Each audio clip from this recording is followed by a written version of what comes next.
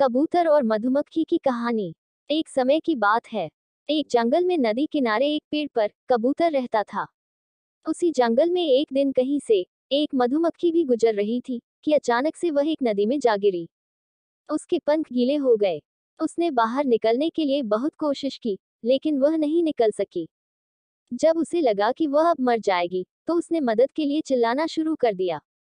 तभी पास के पेड़ पर बैठे कबूतर की नजर उस पर पड़ गई। कबूतर ने उसकी मदद करने के लिए तुरंत पेड़ से उड़ान भर ली। कबूतर ने मधुमक्खी को बचाने के लिए एक तरकीब सोची। कबूतर ने एक पत्ते को अपनी चोंच में पकड़ा और उसे नदी में गिरा दिया। वह पत्ता मिलते ही मधुमक्खी उस पर बैठ गई। थोड़ी ही देर में उसके पंख सूख चुके थे। अब वह उड़ने के लिए तैयार थी। उसने कबूतर को जान बचाने के लिए धन्यवाद बोला। उसके बाद मधुमक्खी वहां से उड़कर चली गई। इस बात को कई दिन बीत चुके थे। एक दिन वही कबूतर गहरी नींद में सो रहा था, और तभी एक लड़का उस पर गुलेल से निशाना लगा रहा था। कबूतर गहरी नींद में था, इसलिए वह इस बात से अनजान था, लेकिन उसी समय वहां से एक मधुमक्खी गुजर रही थी, जिसकी नजर उस लड़के पर पड़ गई। यह वही मधुमक्खी थी जिसकी कबूतर ने जान बचाई थी। मधुमक्खी तुरंत लड़के की ओर उड़ गई, और उसने जाकर सीधे लड़के के हाथ पर डंक मार दिया।